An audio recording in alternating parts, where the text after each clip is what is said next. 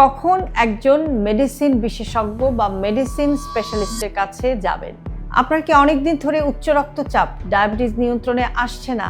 প্রায় জ্বর হয় কিন্তু কারণ জানা যাচ্ছে না, নাকি শরীরের বিভিন্ন সমস্যা নিয়ে বুঝতে পারছেন না কোন ডাক্তার দেখাবেন? অনেকেই এই প্রশ্নটি করেন। কখন একজন মেডিসিন স্পেশালিস্টের কাছে যাওয়া উচিত? আজকের ভিডিওতে খুব সহজ ভাষায় আমি আপনাদেরকে জানাবো কোন ধরনের রোগ বা উপসর্গে একজন মেডিসিন বিশেষজ্ঞের পরামর্শ নেওয়া উচিত এবং কখন অন্য বিশেষজ্ঞের কাছে যাওয়া বেশি প্রয়োজন। আর ভিডিও শেষে একটি গুরুত্বপূর্ণ বিষয় নিয়ে বলবো, যেটি জানলে আপনি সঠিক সময় সঠিক চিকিৎসকের কাছে যেতে পারবেন এবং অপ্রয়োজনীয় সময় ও খরচ দুটোই বাঁচাতে পারবেন। তাই ভিডিওটি না টেনে শেষ পর্যন্ত দেখার চেষ্টা করুন।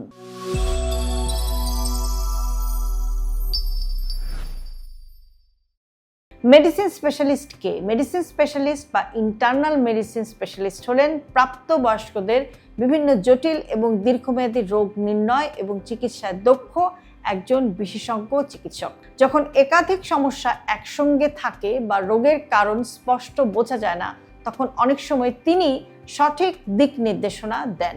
কখন একজন মেডিসিন স্পেশালিস্টের কাছে যাবেন? উচ্চ রক্তচাপ, বারবার প্রেসার বাড়ছে, ওষুধ খাওয়ার পরও নিয়ন্ত্রণে আসছে না, তাহলে অবশ্যই মেডিসিন বিশেষজ্ঞের পরামর্শ নিন। ডায়াবেটিস, রক্তের শর্করা নিয়ন্ত্রণে আসছে না, বারবার কমে যাচ্ছে বা বেড়ে যাচ্ছে, ডায়াবেটিসের জটিলতা দেখা দিচ্ছে। দীর্ঘদিনের জ্বর, এক সপ্তাহের বেশি জ্বর থাকলে বা বারবার জ্বর ফিরে আসলে কারণ খুঁজে বের করা জরুরি। অকারণে ওজন কমে যাওয়া, খাবার ঠিকমতো খাচ্ছেন তবুও ওজন কমছে, এটি অবহেলা করবেন না। দীর্ঘদিন দুর্বলতা বা ক্লান্তি, সবসময় ক্লান্ত লাগে, রক্ত স্বল্পতা, থাইরয়েড, ভিটামিনের ঘাটতি বা অন্য কোনো রোগ আছে কিনা তা মূল্যায়ন করা দরকার। শ্বাসকষ্ট বা বুকে অস্বস্তি, এই ধরনের উপসর্গের বিভিন্ন কারণ থাকতে পারে। প্রাথমিক মূল্যায়নের জন্য একজন মেডিসিন বিশেষজ্ঞ গুরুত্বপূর্ণ ভূমিকা রাখতে পারেন। তবে হঠাৎ তীব্র বুক ব্যথা বা শ্বাসকষ্ট হলে দেরি না করে জরুরি বিভাগে যেতে হবে বা ইমার্জেন্সিতে যেতে হবে। কিডনি, লিভার বা থাইরয়েডের সমস্যা, রিপোর্টে সমস্যা ধরা পড়লে চিকিৎসা এবং ফলো আপের জন্য মেডিসিন বিশেষজ্ঞের পরামর্শ নিন। একাধিক রোগ একসঙ্গে থাকলে, অনেকেরই একসঙ্গে থাকে ডায়াবেটিস, উচ্চ রক্তচাপ, কোলেস্টেরল, থাইরয়েড, এসব ক্ষেত্রে চিকিৎসা সমন্বয় করা খুবই গুরুত্বপূর্ণ। মেডিসিন স্পেশালিস্ট কি অন্য বিশেষজ্ঞের কাছে আপনাকে পাঠাতে পারেন? অবশ্যই পারেন। যদি প্রয়োজন হয় তিনি আপনাকে পাঠাতে পারেন cardiologist, neurologist, chest specialist, gastroenterologist, rheumatologist, haematologist, অর্থাৎ তিনি অনেক সময় রোগ নির্ণয়ের প্রথম গুরুত্বপূর্ণ ধাপ।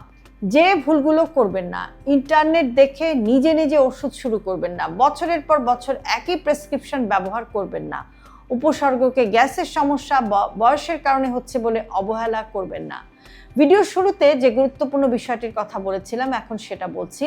সব রোগের জন্য আলাদা বিশেষজ্ঞ খুঁজে বেড়ানোর আগে অনেক ক্ষেত্রেই একজন মেডিসিন স্পেশালিস্টের কাছে যাওয়াটাই সবচেয়ে ভালো শুরু বা বিগিনিং হতে পারে আপনার জন্য, কারণ তিনি আপনার পুরো শরীরকে একটি সামগ্রিক দৃষ্টিভঙ্গি থেকে মূল্যায়ন করেন। কোন পরীক্ষা দরকার, কোন ওষুধ দরকার অথবা কোন বিশেষজ্ঞের কাছে যাওয়া উচিত, এসব বিষয়ে সঠিক সিদ্ধান্ত নিতে তিনি আপনাকে হেল্প করতে পারেন বা সাহায্য করতে পারেন। সঠিক চিকিৎসা শুরু হয় সঠিক চিকিৎসক নির্বাচন দিয়ে। আপনার যদি দীর্ঘদিনের বা একাধিক স্বাস্থ্য সমস্যা থাকে, তাহলে একজন মেডিসিন বিশেষজ্ঞের পরামর্শ নেওয়া আপনার চিকিৎসার গুরুত্বপূর্ণ প্রথম ধাপ হতে পারে। আপনি কি কখনো একজন মেডিসিন স্পেশালিস্টের পরামর্শ নিয়েছেন? কমেন্টে লিখুন হ্যাঁ কিংবা না। আপনারা যদি চান পরবর্তীতে আমি আলোচনা করতে পারি কখন একজন নিউরোলজিস্ট, কার্ডিওলজিস্ট, এন্ডোক্রাইনোলজিস্ট বা গ্যাস্ট্রোএন্টারোলজিস্টের কাছে আপনি যাবেন, ভিডিওটি আপনার পরিবার এবং বন্ধুদের সাথে শেয়ার করুন, কারণ সঠিক সময় সঠিক চিকিৎসকের কাছে যাওয়া অনেক বড় জটিলতা এড়াতে আপনাকে সাহায্য করতে পারে। সুস্থ থাকুন, সচেতন থাকুন। হেলদি লাইফস্টাইলকে জটিল ভাববেন না। আপনার দৈনন্দিন জীবনের একদম ছোট ছোট অভ্যাসের পরিবর্তনই আপনাকে নিয়ে যেতে পারে একটি সুস্থ জীবনধারার দিকে। সে কারণে সব ভিডিওতে সবসময় আমি বলে থাকি হেলদি লাইফস্টাইল সিম্পলিফাইড। আজকে ভিডিওটি যদি আপনার কাছে ইউজফুল মনে হয় তাহলে অবশ্যই প্রিয়জনকে পাঠাতে ভুলবেন না। আর এরকম আরও ভিডিও প্রতিনিয়ত পেতে সাবস্ক্রাইব করুন আমাদের ইউটিউব চ্যানেল এবং ফলো করুন আমাদের Facebook page with doctor Shahnaz Chowdhury এবং ডক্টর শাহনাজ চৌধুরী।